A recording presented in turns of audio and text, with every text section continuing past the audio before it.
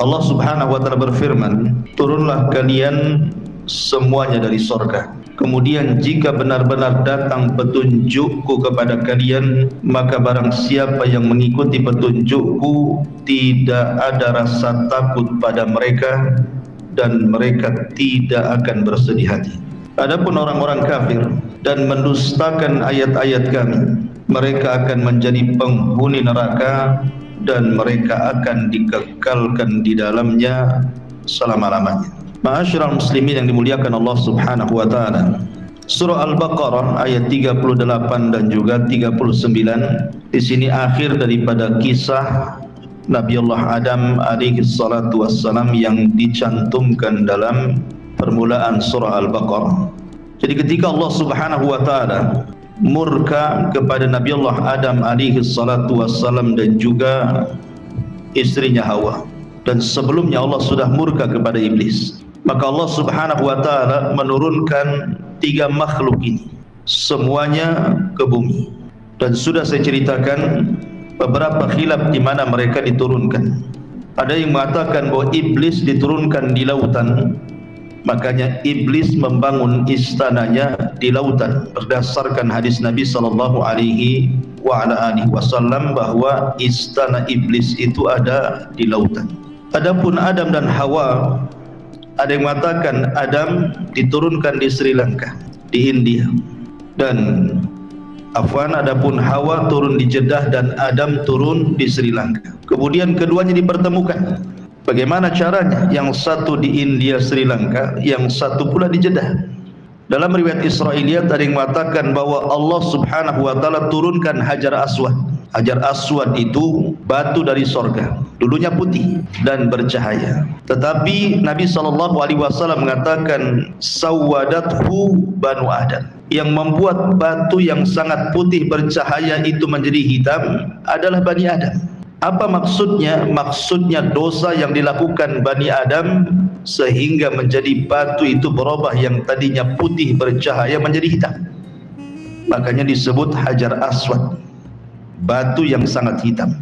Lah ketika batu itu diturunkan dari sorga ke bumi, maka itu menandakan sebuah sinyal cahaya bahwa Adam alaihi salatu wassalam kalau ingin mencari Hawa, istrinya yang terpisah, carilah di titik cahaya itu. Begitu juga Hawa. Akhirnya kemudian berjumpalah di Arafah. Maka disebut Arafah karena saling mengenal. Maka daerah itu disebut Arafah. Di Arafah inilah kemudian Allah Subhanahu wa taala menurunkan kalimat yang pertama kali diturunkan Allah dan dibacakan oleh Adam dan Hawa. Kalimat apa itu? Kalimat taubat. Dan Allah Subhanahu wa taala berfirman, "Fatalaqqa Adamu mir rabbih kalimatin fataba alaihi innahu huwa tawwabur rahim." Maka Allah Subhanahu wa taala mengajarkan kepada Adam beberapa kalimat. Ada yang mengatakan kalimat ini adalah doa yang kita sering baca.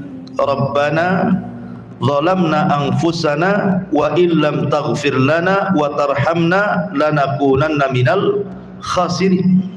Doa pengakuan dosa dan permintaan ampun kepada Allah. Maka setelah Allah Subhanahu wa taala ampuni dosa keduanya, baru kemudian keduanya bertolak ke mana? Ke Ka'bah. Dan Ka'bah sebelumnya sudah dibangun malaikat dan Hajar Aswad diturunkan di situ.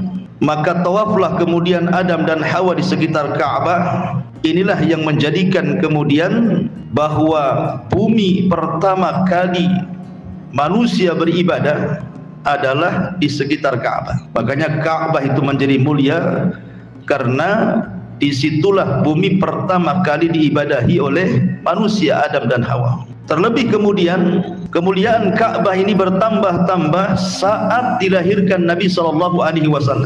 dan bertambah-tambah kemuliaannya saat diangkatnya Nabi menjadi Nabi dan Rasul, dan bertambah-tambah kemuliaannya saat Ka'bah kemudian dibebaskan dari segala jenis kesyirikan pada Fathu Mekah, dan bertambah-tambah kemuliaannya saat Ka'bah dijadikan kiblat bagi seluruh kaum muslimin, dan bertambah-tambah kemuliaannya saat seluruh manusia setiap tahun datang untuk melaksanakan haji. Itulah Ka'bah. Disitulah Adam pertama kali beribadah kepada Allah Subhanahu wa ta'ala. Ma'asyiral muslimin yang dimuliakan Allah Azza wa Jalla, tidak mungkin Adam dan Hawa hidup berdua, harus memiliki keturunan. Makanya kemudian Allah Subhanahu wa ta'ala menganugerahkan kepada Adam 40 putra dan putri, dan Allah anugerahkan setiap kehamilan selalu kembar.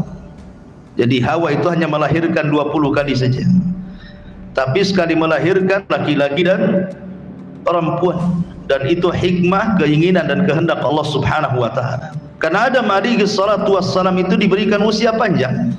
Dalam hadis yang sahih, ketika Allah Subhanahu wa ta'ala menciptakan Adam alaihi salatu wassalam, Allah usap punggungnya, kemudian keluar ruh dari punggung Adam itu, ruh-ruh yang akan menjadi anak keturunannya sampai kiamat. Kemudian Nabi Adam alaihi salatu wassalam diperlihatkan ada dari umatnya yang bercahaya di dahinya. Kemudian Adam takjub dan mengatakan, siapa itu? Maka dikatakan kepada Adam, itulah Daud dari keturunan. Kemudian Adam berkata, berapa usianya? Maka dikatakan usianya hanya 60 tahun.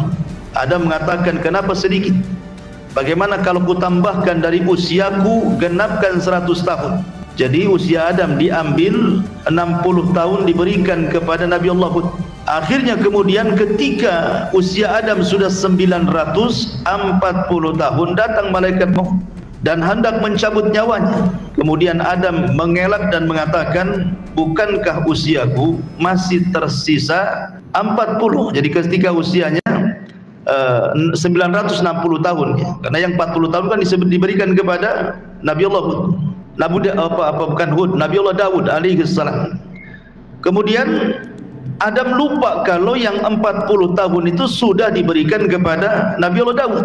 Dari sinilah kemudian anak turunan Adam menjadi pelupa. Makanya manusia disebut al-insan dari kata-kata nisyan, lupa.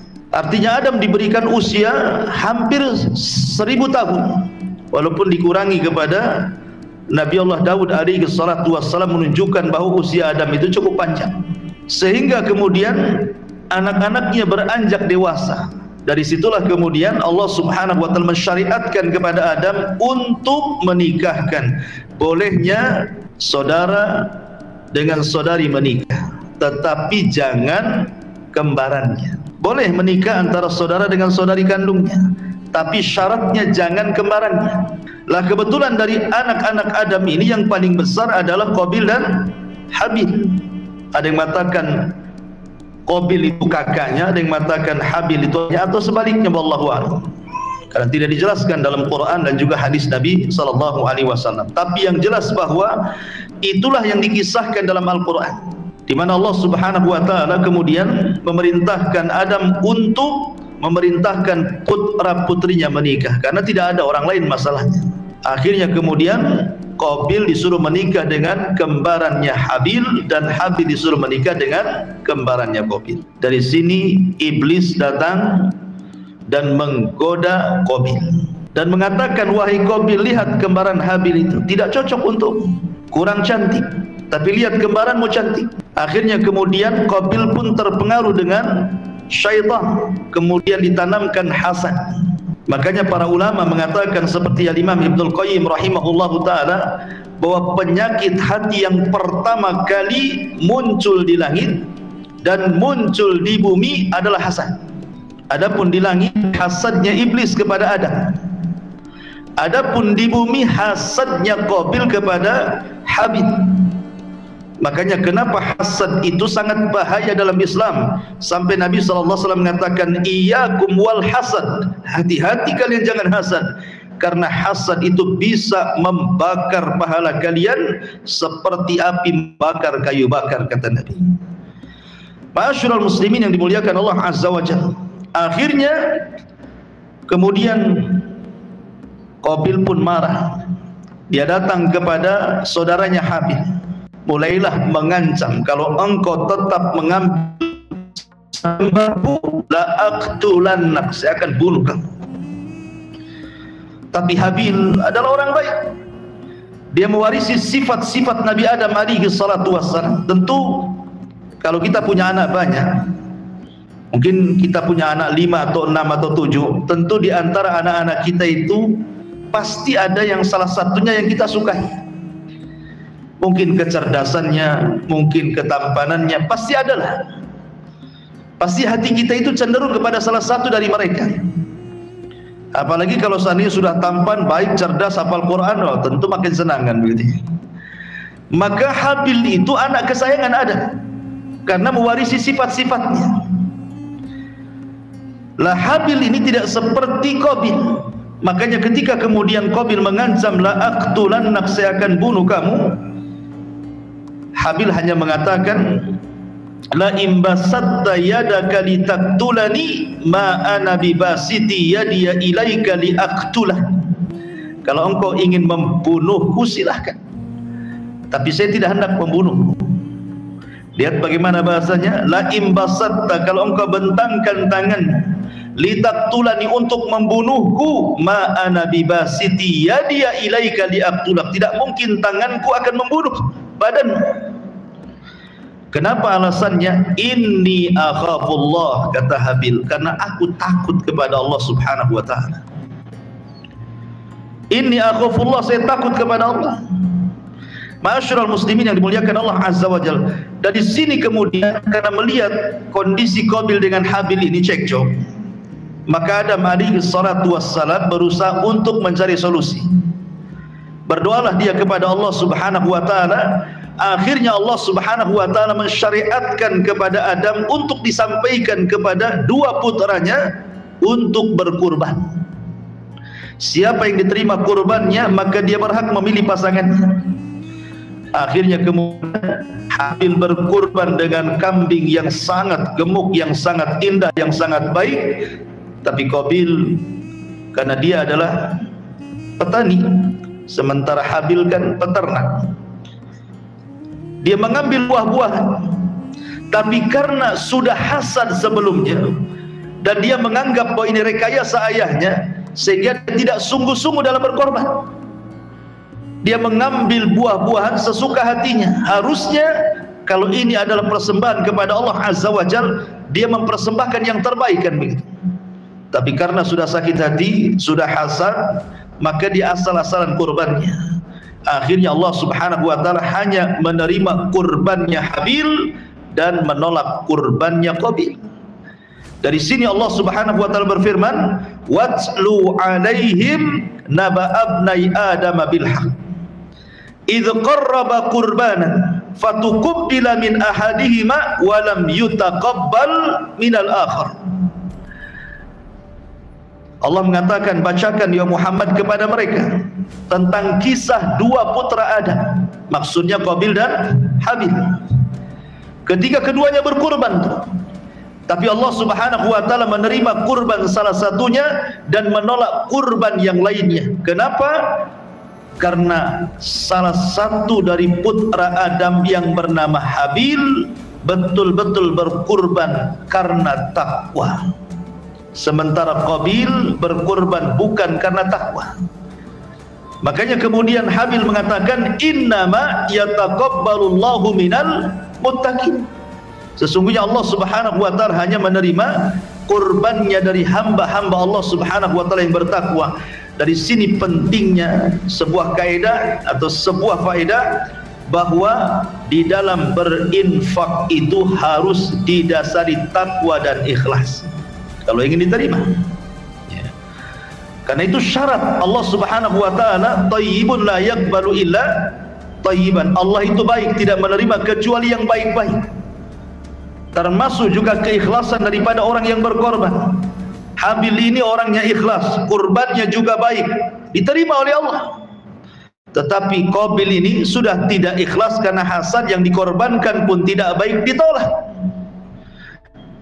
Makanya ada ulama mengatakan, kalau seandainya sepanjang hidupku aku tahu satu kali sujud saja diterima oleh Allah Subhanahu wa taala, itu sudah cukup bagiku. Kalau seandainya seluruh ibadahku aku tidak tahu diterima atau tidak, tetapi aku tahu bahwa satu kali sujud saja, sujud ini diterima oleh Allah Subhanahu wa taala, itu sudah cukup. Kenapa? Karena tidak mungkin Allah Subhanahu wa taala menerima sebuah ibadah kecuali karena dia takwa. Berarti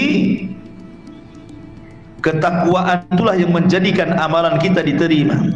Tapi masalahnya kan kita tidak tahu amalan mana yang diterima oleh Allah, kan kita tidak tahu. Karena kita tidak pernah ditampakkan mana yang diterima, mana yang ditolak, kan? Karena kita tidak tahu mana yang ditampakkan, mana yang ditolak, makanya kata Nabi SAW, la tahkiranna minal ma'rufi syai'an walau antalqa akhaka biwajhin talqin. Jangan remehkan sekecil apapun kebaikan, walaupun hanya melemparkan senyum kepada saudaramu. Boleh jadi senyum kita kepada saudara kita itu pula yang menjadikan jalan kita membuka pintu surga, kan?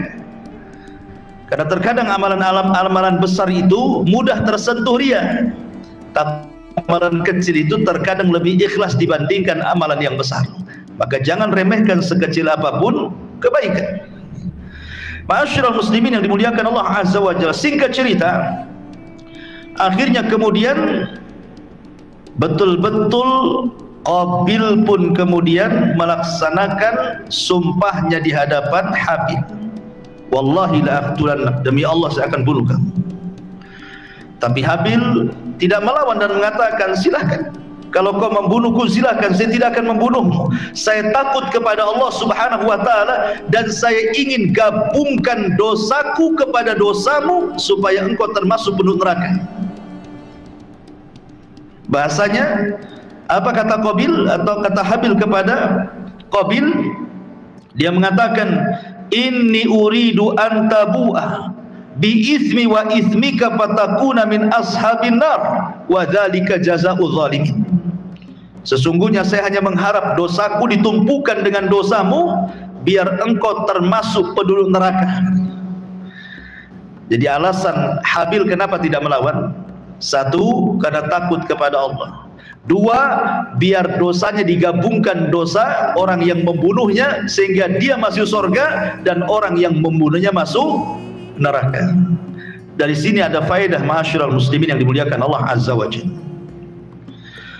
Kalau kita cerita masalah pembunuhan, ada al-qatil wal maqtulu finnar, orang yang membunuh dan orang yang dibunuh dua-duanya masuk neraka.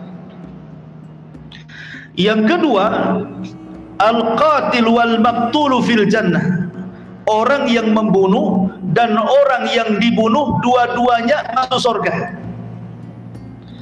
Kemudian yang ketiga, al-qatilu finnar wal maqtulu fil jannah, orang yang membunuh di neraka, orang yang dibunuh di surga. Kemudian yang keempat, al-qatilu fil jannah wal maqtulu finnar, orang yang membunuh di surga, orang yang dibunuh di neraka. Bagaimana gambarannya? Yang pertama, al-qatilu wal maqtulu finnar, orang yang membunuh dan yang dibunuh di neraka. Ini berdasarkan hadis Nabi SAW yang terdapat dalam Sahihaini Bukhari dan Muslim. Kata Nabi SAW, idza tawajahal muslimani bisayfihima fal qatil wal maqtul finnar.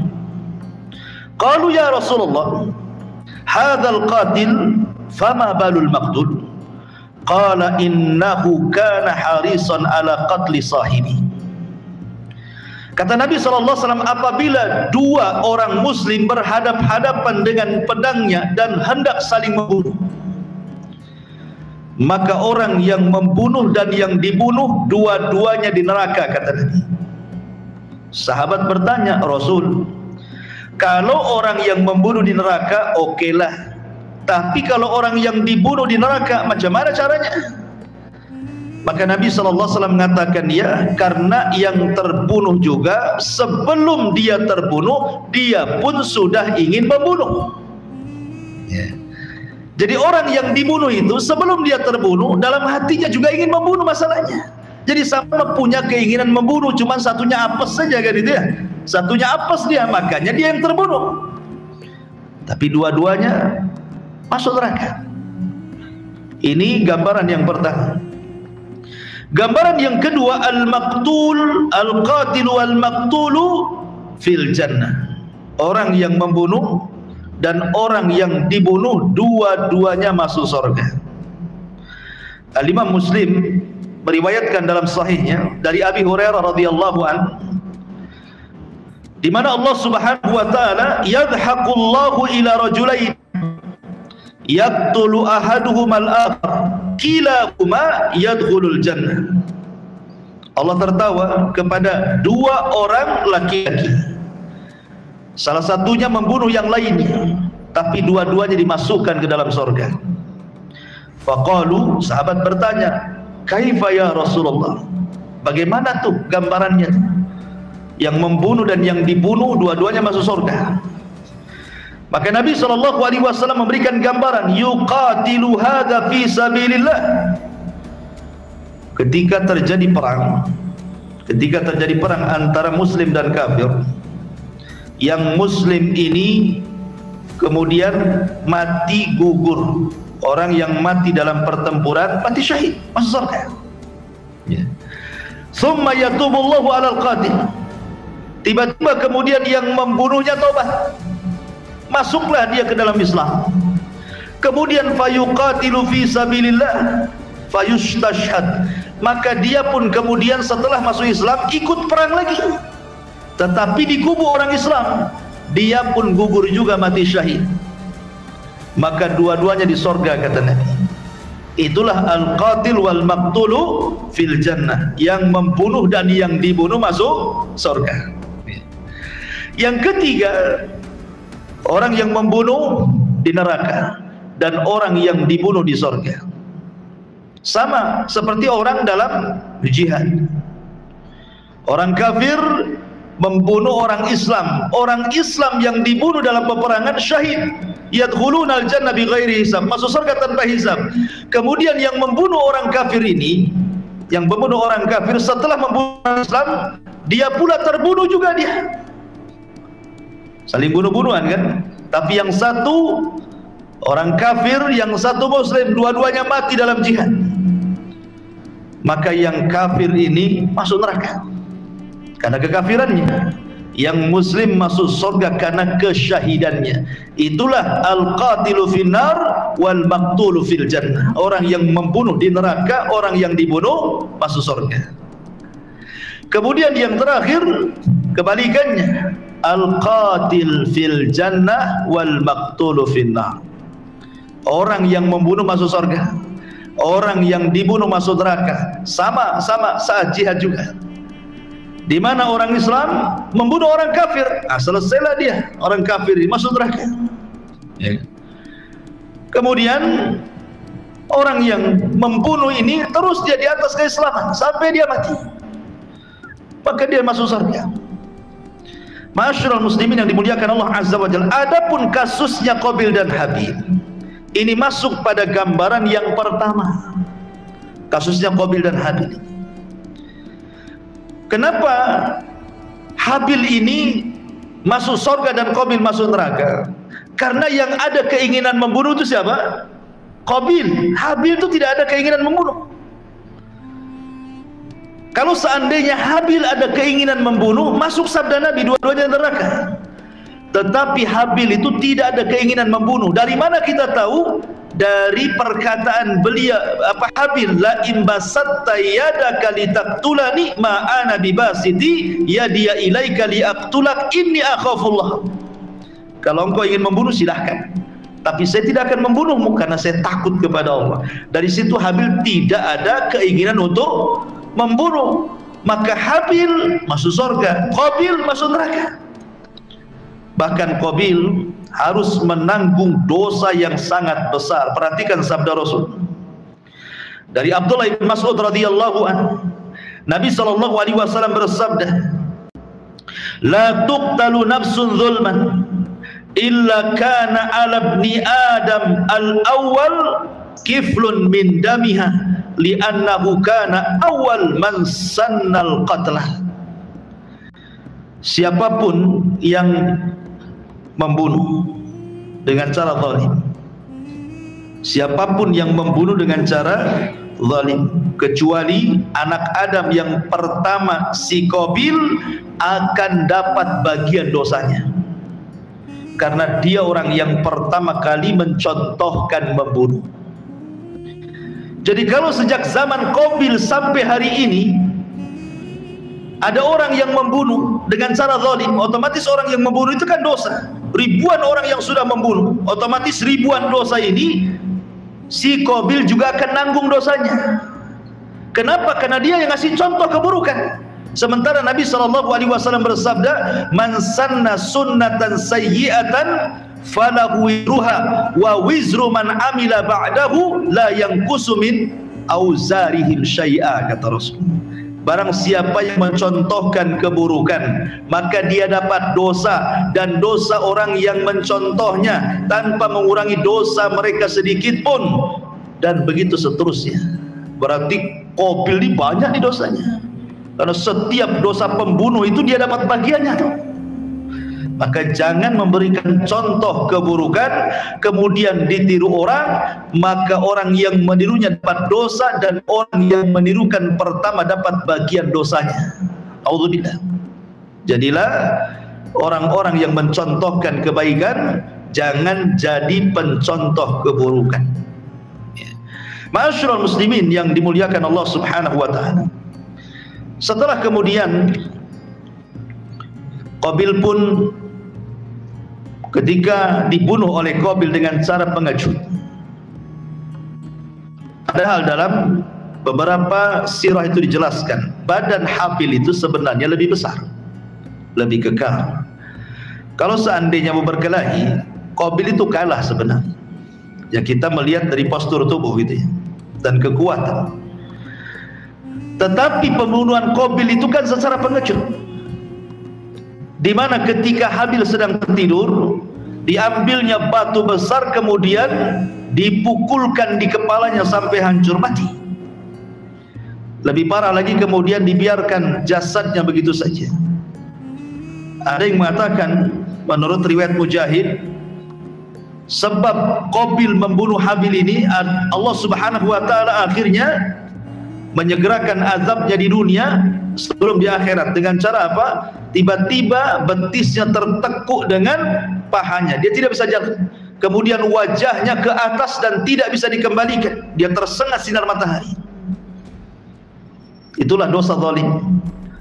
Kata Nabi SAW, tidak ada dosa, kata Nabi SAW, ma min dzambin ajjalallahu uqubatahu fid dunya qabla al-akhirah al-baghyu wa qati'atur rahim. Tidak ada dosa yang disegerakan balasannya di dunia sebelum akhirat kecuali kezaliman dan pemutus silaturahim.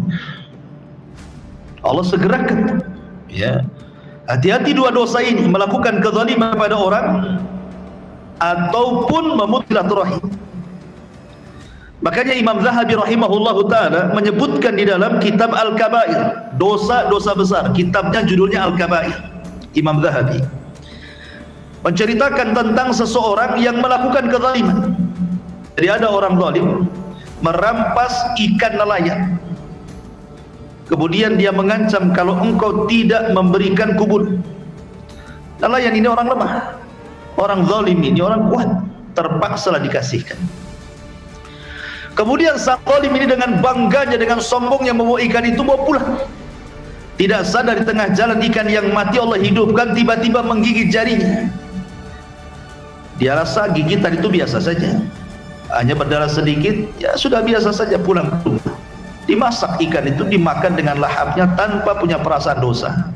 Di malam harinya bekas gigitan itu baru terasa. Dia pun merasakan kesakitan yang luar biasa yang tidak ada yang tahu rasa sakitnya kecuali Allah.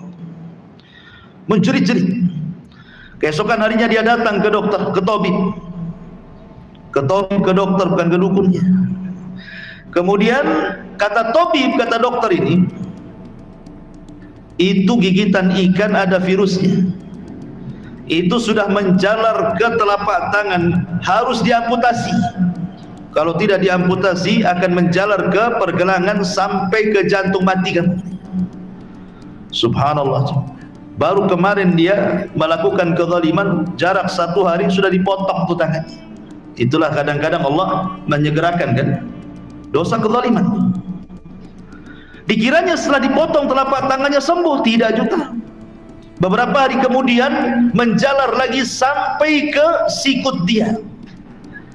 Balik lagi ke tabib, kata tabib itu harus diamputasi lagi. Akhirnya dipotong juga sikutnya. Beberapa hari lagi tidak sembuh juga, ternyata menjalar sampai di bahunya. Dokter ini heran, dia sudah sering menangani perkara itu, tapi tidak seperti ini. Makanya dokter ini bertanya kepada orang ini, dosa kamu itu apa sebenarnya? Akhirnya bercerita tentang kezalimannya mengambil ikan nelayan itu. Kata dokter, subhanallah, seandainya ketika ikan itu Allah hidupkan dan menggigit jarimu, kau langsung serahkan ikan itu, minta ampun, minta maaf, kau tidak perlu datang ke sini. Ya, tapi ini semua sudah takdir Allah Azza wa Jal. Sebelum ku potong bahumu, sebaiknya kau datangi nelayan yang kau ambil ikannya itu, minta maaf, minta redhonya. Mudah-mudahan dengan cara itu Allah sembuhkan penyakitmu, katanya. Cari dia, ya. Setelah ketemu, akhirnya dia mengatakan, samihni ya fulan, maafkan dosa-dosaku wahai fulan. Lah ini bingung, siapa orang ini? Kemudian diceritakan, saya seorang orang zalim yang telah mengambil ikanmu pada waktu-waktu yang kemarin-kemarin, tolong maafkan saya. Akhirnya kemudian karena melihat kondisinya yang kasihan, dimaafkanlah sang nelayan ini. Ketika dimaafkan, hilang rasa sakitnya. Kemudian sebelum dia pergi, orang zalim yang sudah bertobat ini mengatakan kepada sang nelayan ini, wahai bapak, ketika saya ambil ikan, saya melihat bibirmu bergerak-gerak. Kamu ngomong apa? Gitu dia. Akhirnya kata sang nelayan, tidak, aku tidak bicara apapun kecuali hanya berdoa kepada Allah. Hanya mengatakan, ya Rabb, sesungguhnya aku ini orang lemah, di hadapanku orang kuat, arini quwwataka ya Rabb, tolong tampakkan kekuatanmu kepadaku. Hanya itu saja.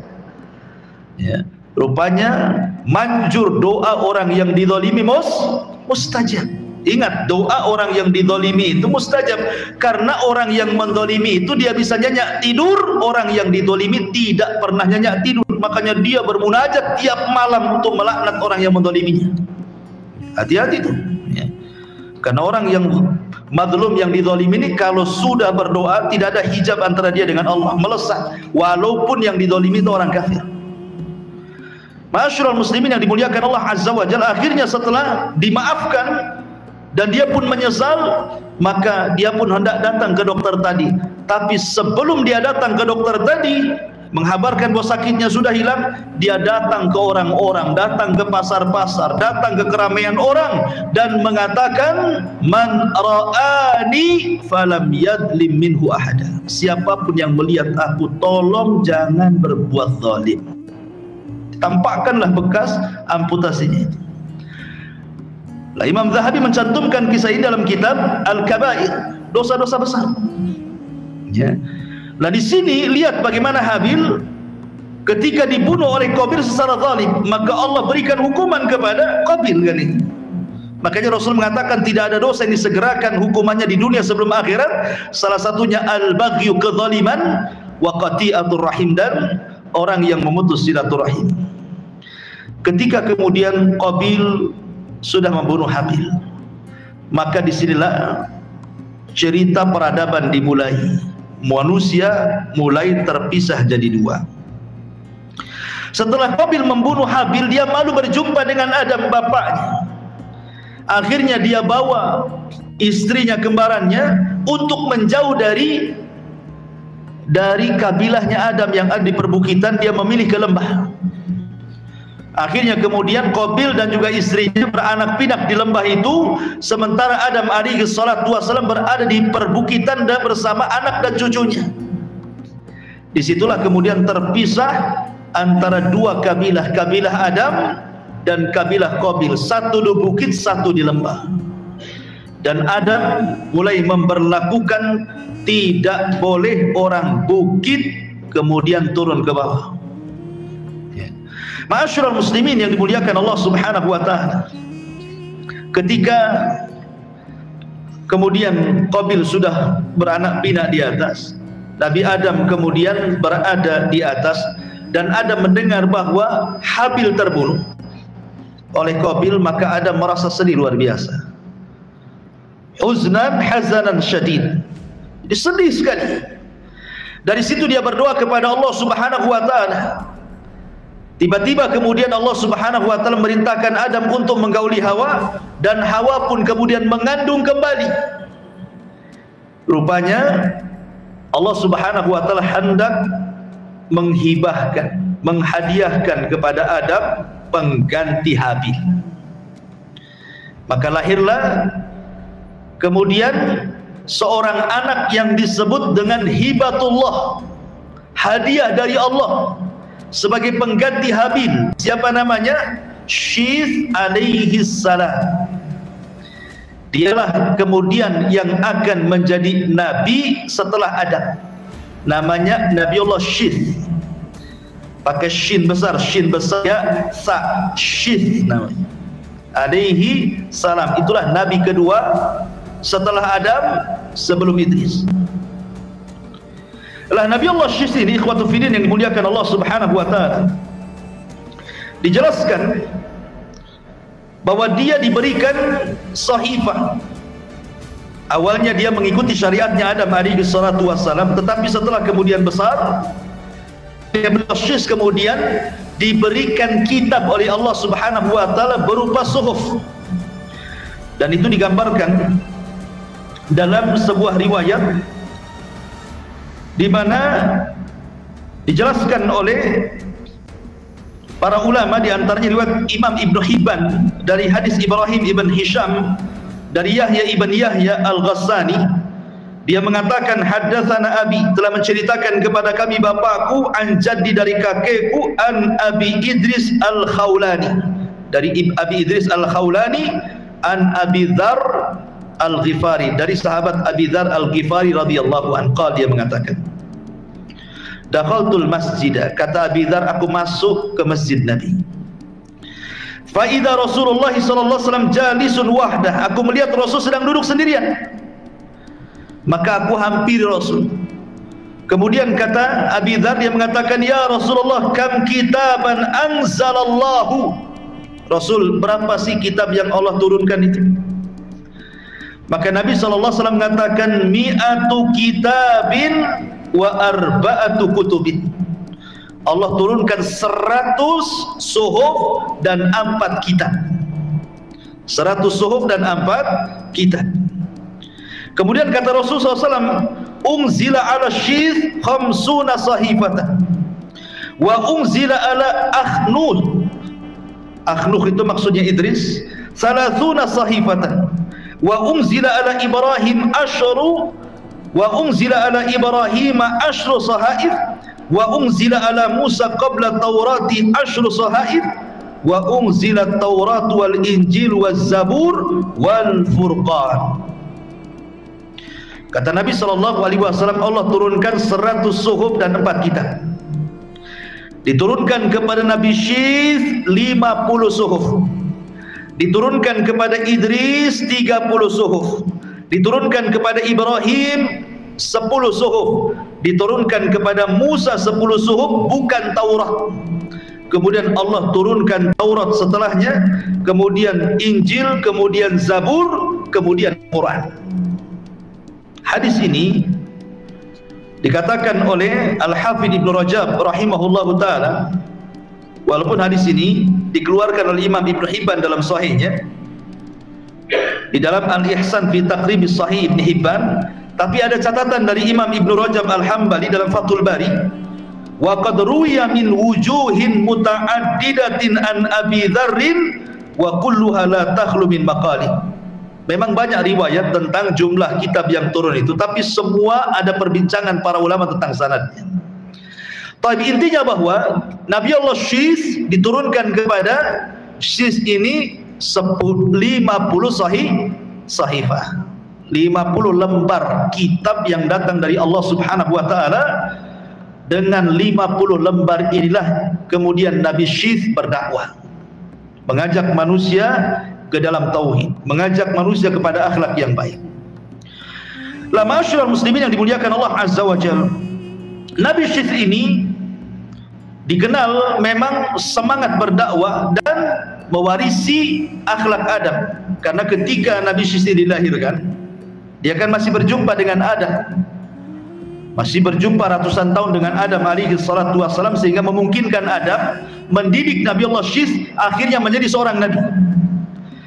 Bahkan ketika kematian Adam alaihi salatu wassalam dijelaskan, ketika Adam alaihi salatu wassalam meninggal dunia, Adam ini kan masih teringat dengan sorga, karena pernah tinggal di sorga masalahnya, jadi teringat dengan sorga. Jadi dia ngomong sama anak-anaknya, keluarlah kalian, carilah di luar, barangkali ada buah-buahan sorga, bawa kemari.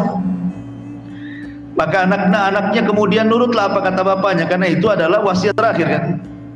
Keluarlah anak-anaknya mencari buah-buahan yang mirip dengan buah-buah sorga. Di tengah jalan berjumpa dengan malaikat.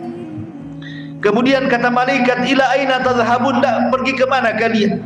Kemudian anak-anaknya ada mengatakan, termasuk Syis di situ gitu ya, kami diperintahkan bapak kami, karena dia sedang sakaratul maut, untuk mencari buah-buahan seperti buah-buah sorga. Kata malaikat, lah ketika itu di tangan malaikat ada kain kafan dari sorga, ada wewangian dari sorga, sudah membawa perlengkapan fardu kifayah. Jadi kata malaikat ini, kembali kepada rumah kalian, sesungguhnya ayah kalian sebentar lagi mau meninggal. Akhirnya anak-anaknya kemudian datang, dan malaikat maut sudah datang kepada hadapan Adam alaihi salatu wassalam. Ketika melihat itu malaikat, Adam meminta kepada istrinya untuk menyingkir. Kemudian Adam alaihi salatu wassalam pun akhirnya dicabut nyawanya. Maka kemudian malaikat mengajarkan bagaimana caranya fardu kifayah, mulai dari memandikan, mengkafankan, menyolatkan, sampai kemudian menguburkan. Ma'asyiral muslimin yang dimuliakan Allah Azza wa Jalla, lah dari sinilah kemudian Nabi Allah Syis alaihi salam itu menjadi penerus Adam alaihi salatu wassalam. Dan Syis membuat syariat, meneruskan syariat Adam. Tidak boleh para pengikutnya yang ada di bukit berjumpa dengan para pengikut Qabil yang ada di lembah. Sampai pada waktunya Nabi Allah Syis kemudian meninggal dunia. Ketika meninggal dunia ini, jarak antara Syis ke Idris kan jauh, ada beberapa abad berlalu tuh, ya. Sehingga kemudian peran iblis di sini masuk. Iblis ini peran karena kekosongan Nabi kan, Adam sudah nggak ada, Syis sudah meninggal, Idris pula belum lahir. Di sini terjadi zaman fatrah. Inilah kesempatan iblis untuk menggoda Bani Adam. Dengan cara apa? Iblis ini, ma'asyiral muslimin yang dimuliakan Allah Azza wa Jalla, berpura-pura menjelma manusia. Setelah berpura-pura menjelma manusia, dia mencari pekerjaan di salah satu kebun yang ada di lembah di kabilahnya Qabil. Pura-pura mencari pekerjaan, jadi pekerja di kebun, ya nyangkul ya apalah gitu. Kemudian akhirnya iblis ini mengajarkan kepada pemilik kebun itu suara seruling. Ya, dibuatlah seruling, kemudian ditiup, dan itu belum pernah ada suara-suara bunyi-bunyi kayak begitu. Akhirnya kemudian sukalah ini pemilik kebun ini. Kemudian akhirnya diundanglah kawan-kawannya. Akhirnya iblis pun kemudian meniupkan seruling-seruling itu. Akhirnya suara seruling itu dijadikan pesta tahunan oleh kabilah Habil ini. Kalau mereka pesta, mereka akan meniup seruling. Makanya Rasul mengatakan mizmar min mazamiri syaitan. Seruling itu dari suara-suara syaitan, kan itu riwayatnya. Jadi akhirnya suara seruling yang ada di bawah ini sampailah ke ada di di bukit. Ya, di bukit itu yang laki-lakinya penasaran, ada apa sih suara-suara gaduh di bawah itu? Mulailah turun anak-anak muda dari atas 1-2 itu ngintip, ada apalah suara gaduh di bawah itu. Lah dalam hadis Nabi SAW, turunan Qabil itu laki-lakinya tak tampan, perempuannya pula cantik-cantik. Sementara yang di atas, ya, kabilahnya Syith alaihi salam itu terbalik pula. Laki-lakinya tampan-tampan, perempuannya pula tak tampan. Ya. Akhirnya kemudian yang laki-laki yang tidak tampan ini belum pernah melihat perempuan yang cantik. Yang cantik pula belum pernah melihat laki-laki tampan. Masalahnya si tampan dan si cantik ketemu, jatuh cinta. Akhirnya terjadilah perzinahan pertama di dunia.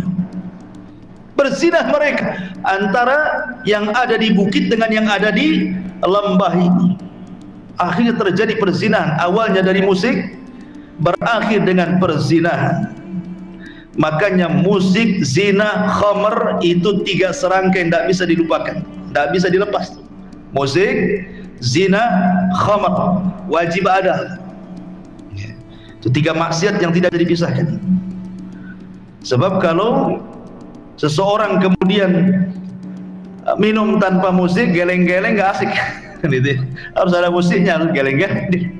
Habis mabuk baru zina. Naudzubillah. Akhirnya kemudian terjadi kerusakan. Tapi subhanallah, Allah masih menjaga akidah kaum muslimin. Belum ada kesyirikan. Mereka tidak bisa digoda untuk melakukan kesyirikan, karena kesyirikan itu terjadi setelah berlalu 1000 tahun antara Nabi Adam ke Nabi Nuh alaihi salatu wassalam. Di zaman itu kalau maksiat ada, ya, maksiat musik, maksiat perzinahan, minum khamar itu ada di situ, tapi belum ada kesyirikan hebatnya di situ. Belum ada kesyirikan, hanya dosa-dosa besar saja. Akhirnya semakin rusak, makin sedikit yang baik yang di atas, makin banyak pula yang jahat di bawah. Di sini Allah Subhanahu wa taala kemudian utus kepada mereka Nabi Allah Idris alaihi salatu wassalam. Setelah beberapa generasi itu, baru Allah Subhanahu wa taala utus Nabi Allah Idris alaihi salatu wassalam. Idris itu dikatakan Idris, namanya kan Anuh, tadi sudah dikatakan namanya Anuh. Tetapi Idris disebut Idris li kathratid dirasah, karena banyak belajar dia. Idris itu banyak baca, banyak nulis.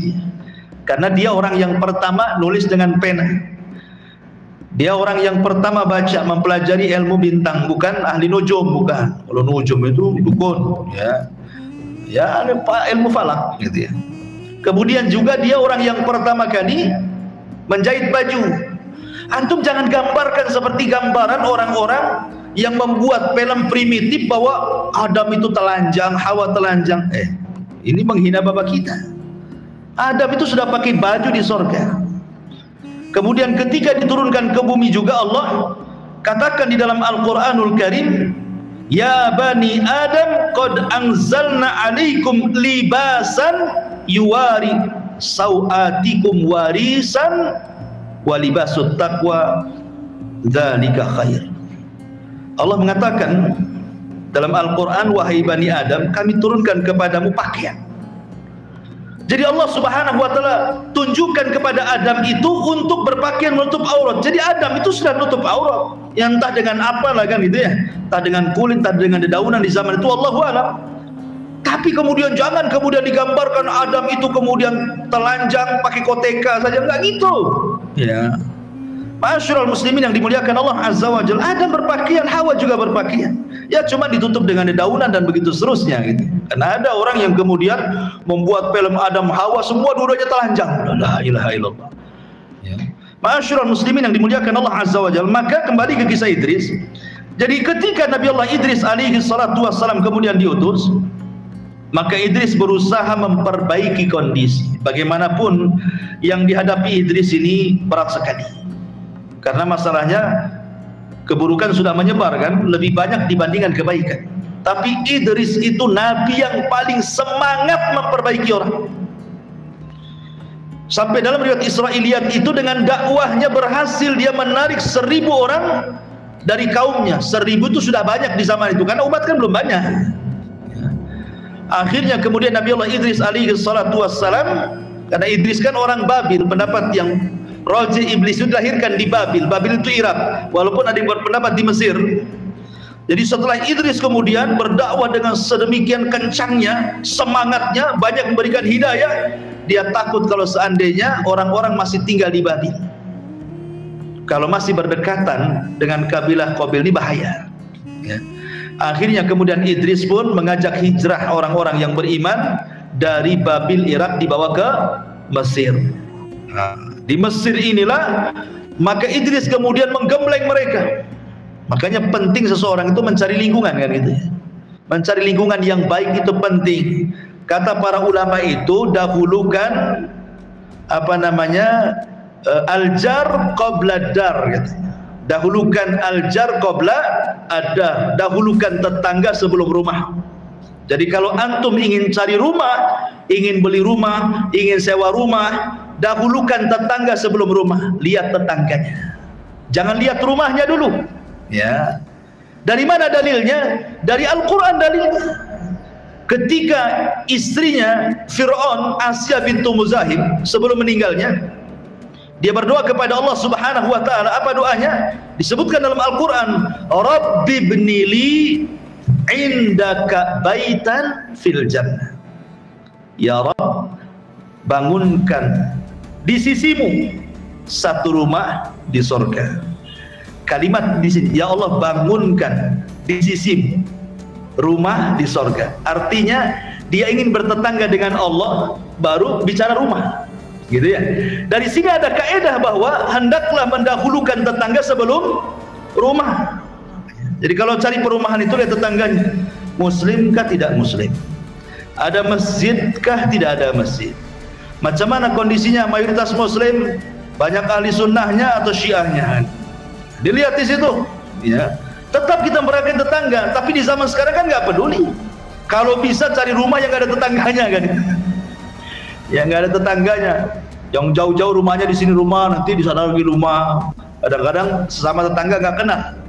Sampai mati nggak kenal. Kan ada itu perumahan sampai mati nggak kenal tetangganya itu, nggak peduli. Kan rugi gitu ya. Pada Rasul itu diwasiati Jibril itu untuk supaya berbuat baik ke tetangganya, sampai Rasul menyangka tetangga itu jadi ahli warisnya kan itu. Masyarul muslimin yang dimuliakan Allah Azza wa Jalla, kembali bahwa lingkungan itu penting. Makanya Idris membawa kaumnya dari Babil Irak menuju Mesir. Karena Idris itu semangat berdakwah, maka Allah Subhanahu wa ta'ala berikan hadiah kepada Idris. Setiap satu hari dia mendapatkan pahala seluruh umatnya di zamannya. Jadi pahala umatnya di zamannya diberikan kepada Idris. Senanglah Idris itu. Akhirnya dia kemudian meminta kepada Allah Subhanahu wa ta'ala untuk dipanjangkan usianya. Sampai terjadi khilaf tentang di mana meninggalnya Idris ini. Ada yang mengatakan bahwa ketika Idris menginginkan usianya dipanjangkan, dia datang kepada malaikat yang selalu bersamanya. Ada yang mengatakan Jibril, ada yang mengatakan yang lainnya, untuk dipertemukan dengan malakul maut. Kata malaikat ini, saya tidak mungkin memintakan kepada Allah Subhanahu wa ta'ala agar usiamu dipanjangkan, karena usia itu takdir. Tapi kalau engkau tahu, cobalah kau bincangkan dengan malakul maut gitu. Dengan malaikat maut. Kata Idris, gimana cara ketemunya? Akhirnya kemudian dinaikkanlah Idris ke langit keempat, dan Rasul pernah berjumpa di langit keempat dalam peristiwa Mi'raj kan gitu ya. Naik ke langit keempat, Rasul berjumpa dengan Idris. Kata Idris, marhaban bi akhir salih wa nabiyyin salih. Selamat datang nabiku yang saleh dan saudaraku yang saleh, kata Idris. Jadi Idris ini diterbangkan ke langit keempat. Allah Subhanahu wa ta'ala berfirman, wa rafa'nahu makanan 'aliyan, wa rafa'nahu makanan 'aliyan, wadhkur fil kitab Idris innahu kana siddiqan nabiyya wa rafa'nahu makanan 'aliyan. Sebutkan wahai Muhammad tentang kisah Idris di dalam Al-Quran. Dia seorang nabi yang jujur, dan kami angkat Idris ke tempat yang tinggi, maksudnya ke langit keempat.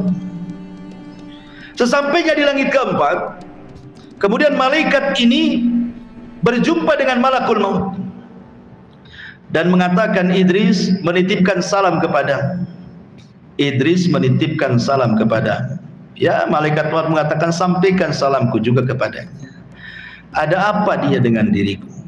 Kemudian malaikat ini mengatakan, aku antar Idris ke langit keempat itu supaya dia ingin ditambah usianya agar kau jangan mencabut dulu nyawanya. Subhanallah, kata malakul maut, baru saja Allah memandatkan kepadaku untuk mencabut manusia di langit keempat. Aku heran, mana ada manusia di langit keempat. Rupanya Idris itu maksudnya. Kemudian malaikat maut mengatakan kepada malaikat yang membawa Idris, bagaimana aku akan menambah usianya sementara dia sudah ditakdirkan usianya tinggal kedipan mata, katanya. Ketika malaikat yang mengantar Idris ini kemudian hendak kembali ke Idris, Idris sudah mati.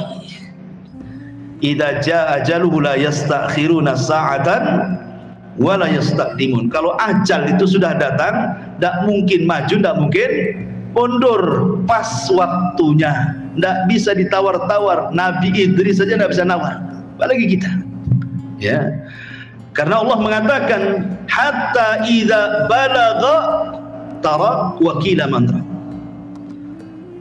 Hatta idza balagatit tarak wakila mandra. Kalau nyawa sudah di sini, di tenggorokan, nggak ada yang bisa mengembalikan ke bawah. Wakila mandra, siapa yang bisa meruqyah hadir kembalikan rohnya? Nggak bisa. Ya, pasti mati orang itu. Karena sudah ditetapkan kan kematian. Maka Idris akhirnya meninggal di langit keempat dan tidak pernah turun. Ini satu pendapat.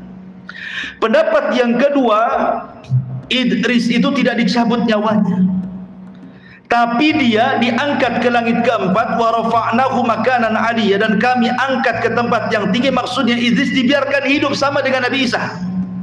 Ya, dinaikkan gitu saja. Dia tidak mati. Nanti matinya di akhir zaman. Ada juga yang mengatakan Idris itu mati di bumi. Tidak ada mati di langit, mati di bumi. Semua manusia itu mati di bumi. Makanya Adam saja harus diturunkan dari sorga ke bumi supaya mati di bumi. Maka Idris itu mati di bumi. Adapun kemudian kalimat wa rafa'nahu makanan 'aliyya, kami angkat Idris ke tempat yang tinggi, maksudnya Allah tempatkan Idris di sorga. Ya, di sorga yang paling tinggi. Ya, jadi penafsiran seperti itu. Jadi yang dua kisah Israiliyat dan yang terakhir ini keumuman dalil bahwa manusia mati di bumi, ya, termasuk Adam dan yang lainnya. Karena Quran tidak menyebutkan mati di langit. Itu kan kisah Israiliyat, ya. Tapi yang jelas bahwa ma'asyiral muslimin yang dimuliakan Allah Subhanahu wa taala, dari sini maka dapat kita faedah, setelah kematian Idris alaihi salatu wassalam, maka manusia tetap di atas tauhid. Tapi kemudian setelah Idris sudah berlalu zamannya, kekosongan para nabi, tidak ada nabi dan rasul lagi. Hanya ada orang-orang yang meneruskan syariat Idris alaihi salatu wassalam, maka bergoncanglah hati manusia karena tidak ada rujukan, tidak ada nabi lagi masalahnya. Disitulah hadir sebagai pewaris para nabi, para ulama, orang-orang soleh. Lah kebetulan pewaris para nabi, orang-orang soleh dari kaumnya Idris itu ada keluarga yang disebut dengan Wud, keluarga Wud. Ya. Quran membahasakannya Wad. Allah mengatakan la tadarunna waddan wala suwa'an wala yaghutsa wa ya'uqa wa nasra. Dalam surah Nuh itu, ya. Inilah 5 orang soleh ini yang tersisa. Ini satu keluarga ini, bapaknya Wad, Suwa, Yagus, Ya'uq, Nasr, ini anak-anaknya. Mereka lah yang meruskan perjuangan dakwah Idris alaihi salatu wassalam untuk mengajak manusia ke dalam tauhid. Tapi Allah takdirkan meninggal satu persatu. Wad meninggal, ganti Suwa, Suwa meninggal, ganti Ya'uq, Yagus meninggal, ganti Ya'uq, Ya'uq meninggal, ganti Nasr, tidak ada penggantinya.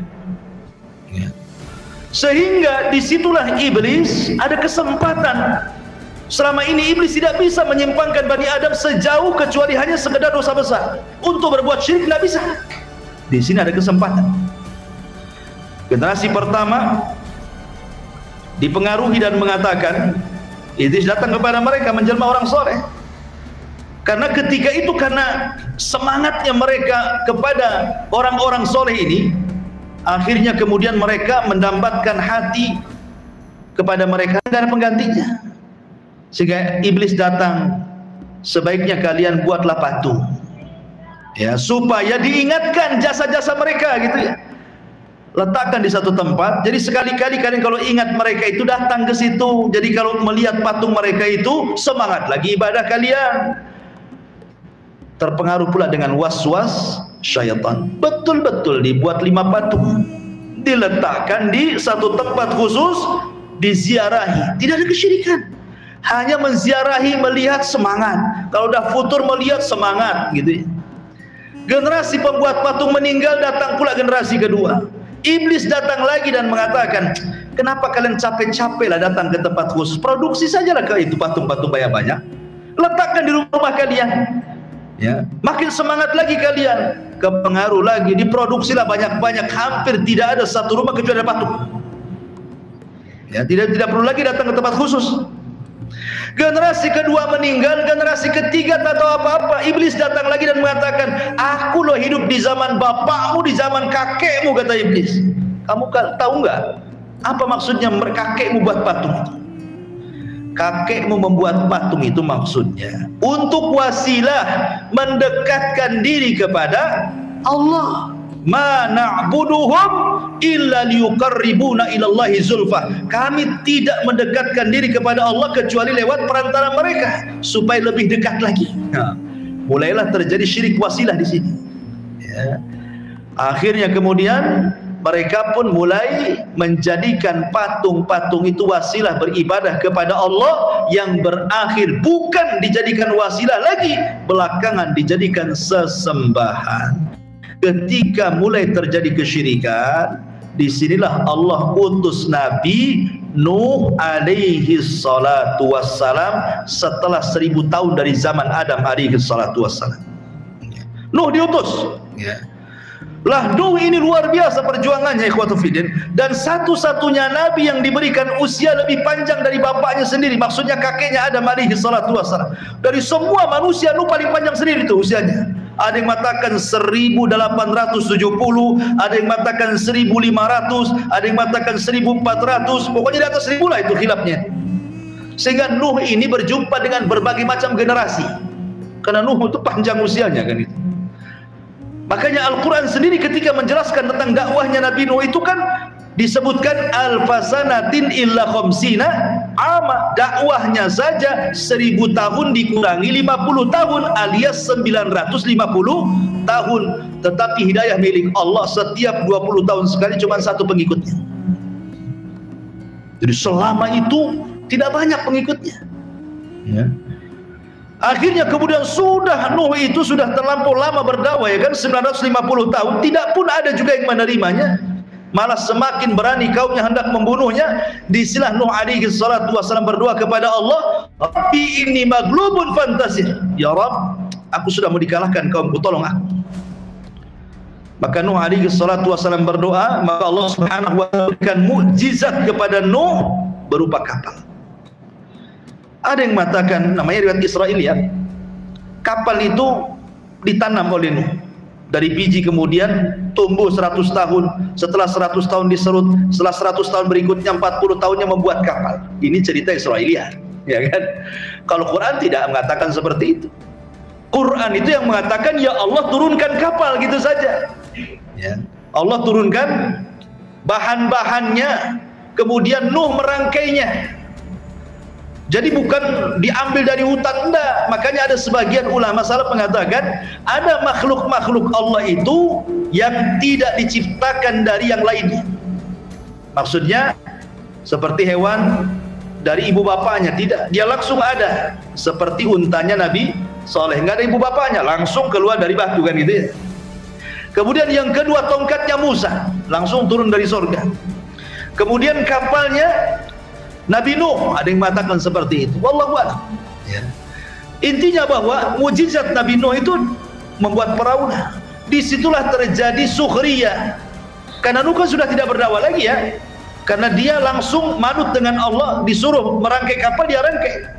Disinilah kemudian terjadi mulai cemoohan dari kaumnya dan mengatakan, ya Nuh, dulu engkau seorang nabi, kok sekarang jadi tukang kayu? Cemana ceritanya katanya. Jadi diolok-olok gitu ya. Apa sudah resign jadi nabi, kok sekarang jadi tukang mebel gitu? Dibuat diolok-olok ya kan, nggak tahu kalau itu adalah perintah Allah.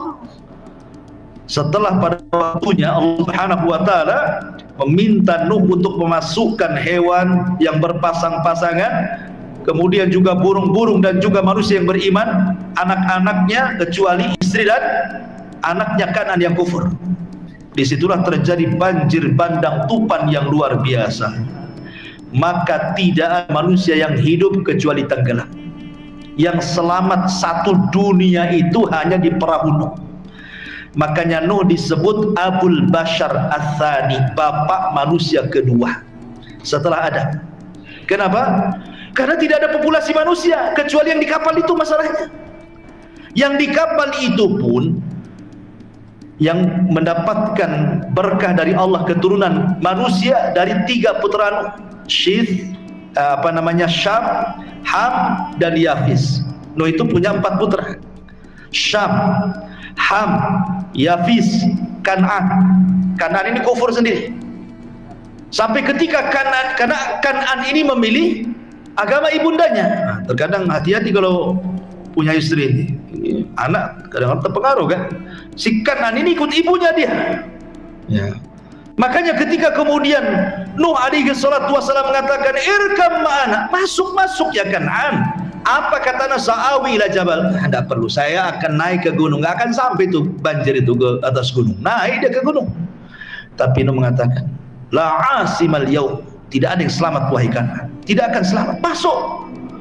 Nuh masih berhajat bahwa Kan'an masuk ke dalam kapalnya bisa didakwai dapat hidayah kan itu. Karena sayangnya Nuh kepada anaknya. Tapi Allah Subhanahu wa taala mengatakan, innahu laisa min ahlik, dia bukan keluargamu. Pergi. Ditinggallah. Ya. Tenggelam mati dia. Akhirnya ketika perahunya bersandar di Bukit Judi Irak, kemudian turun gitu ya, maka dari cikal bakal manusia dari 3 keturunan itulah yang melahirkan banyak manusia, Syith, Ham, Syam dan Yafis. Dari sinilah semua umat manusia kembali kepada 3 nasabnya putra Nuh. Ya.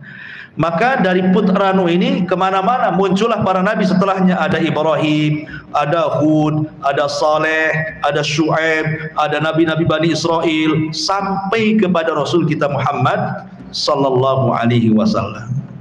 Inilah rangkuman bagaimana Allah Subhanahu wa taala mengutus para nabinya dari bapak kita Adam alaihi salatu wassalam. Wallahu alam. Baik, sebelum saya tutup, silahkan kalau ada yang bertanya. Enggak. Kalau putra-putra Nuh alaihi salatu wassalam itu berpencar. Ya, ada yang mengatakan bahwa satu perahu itu banyak perempuannya, laki-lakinya cuman putra-putra Nuh saja. Karena kemudian putra-putra Nuh ini kemudian menyebar. Ya, sehingga menyebar inilah Rasul mengatakan bahwa Arab dari keturunan Syam, bangsa Arab, dan seluruh para nabi dari keturunan Syam, semua para nabi. Ya. Adapun Ham itu ke arah Afrika dan sekitarnya, sehingga turunan orang-orang berkulit hitam itu dari Ham. Ya. Adapun Yafis ini ke arah Asia. Yafis ini, ya, Yafis ini melahirkan beberapa kabilah termasuk Ya'juj wa Ma'juj. Itu dari Yafis. Ya, orang-orang Afrika, orang-orang Asia kayak kita ini turunan Yafis. Makanya ada orang yang menyangka jangan-jangan Cina itu Ya'juj Ma'juj katanya. Tidak, Cina pula Ya'juj Ma'juj ya. Ya'juj Ma'juj kabilah tersendiri, dia sudah dibenteng oleh Dzulqarnain di sebuah tempat yang tidak ada yang kecuali Allah, dan akan keluar nanti itu tanda-tanda kiamat besar. Tanda-tanda kiamat besar. Karena ada orang yang kemudian mentakwil hadis-hadis akhir-akhir zaman itu dengan takwilan yang aneh-aneh. Dajjal itu bukan manusia, Dajjal itu simbol barat katanya. Oh, itulah simbol barat, Dajjal. Dajjal itu manusia. Makanya Rasul SAW menyamakan dengan manusia. Sebutkan ciri-cirinya. termasuk Ya'juj Ma'juj. Ya, disebutkan ciri-cirinya kan. Mereka seperti bangsa Turk, bulat-bulat seperti orang Asia. Jadi anak-anaknya itu menyebar satu dunia ini ya, semua kembali kepada 3 putra Nuh alaihi salatu wassalam. Wallahu a'lam. Baik, sampai di sini kita tutup. Subhanahu wa bihamdika asyhadu an la ilaha illa anta astaghfiruka wa atubu ilaik. Allahu ta'ala